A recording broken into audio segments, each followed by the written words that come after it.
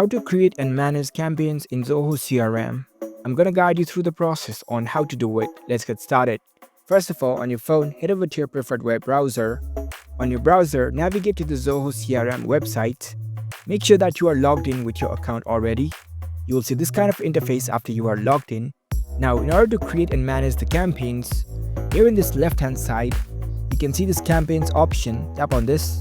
If you are creating the campaigns for the first time, you can choose this create campaign button. Now you will be prompted to this create campaign page. You can provide the details for your campaigns over here. Enter the campaign name, select the start date. You can mention the expected revenue from this campaign, actual cost for this campaign, select the type of this campaign, select the status, select the end date, your budgeted cost, your expected response. You can also enter the descriptions for this campaign. After you fill out all these informations, you can tap on this save button in the top right. Once your campaign has been created, now in order to manage this campaign, you can always come back to this page and you can edit the details of this campaign.